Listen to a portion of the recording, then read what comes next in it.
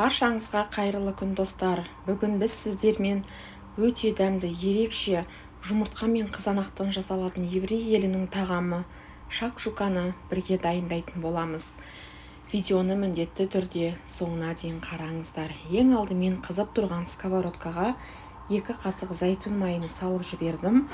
Оның үстінен 30-40 грамм сары майды салып ерітіп аламыз. Еріген соң мен 1 дана пиязды салып жақсылап қуыратын боламын.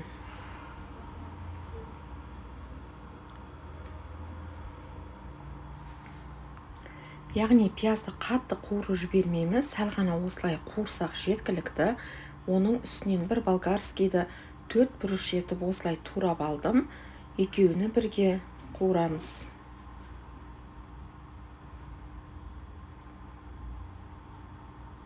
Пиязымызбен, яғни болгарымыз қатты қуырылып кетпесін, осылай тез-тез араластырып, сәл ғана қуырылса жеткілікті.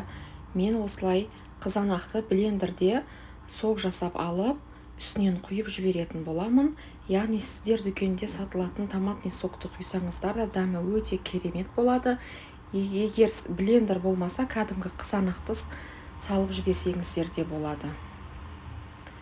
Енді осылай араластырып алдым. Мен чесноктың 2 бөлігін осылай майдалап салып жіберетін боламын.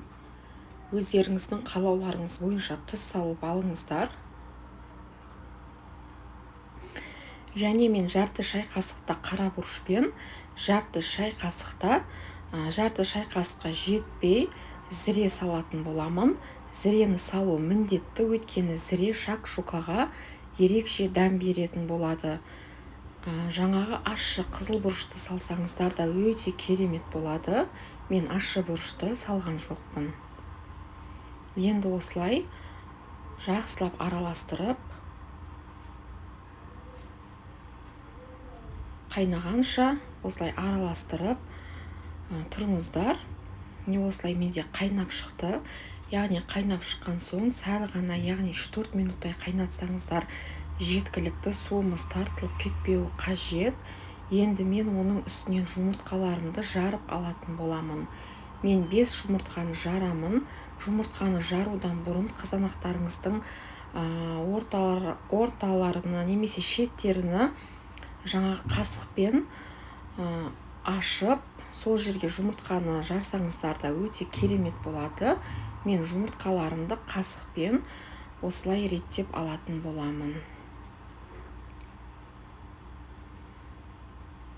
Достар, өте керемет, өте дәмді тағамдардың бірі. Демалыс күндері балаларыңызға, отбасыларыңызға жасап берсеңіздер болады. Әрі оңай, әрі тез дайындалады.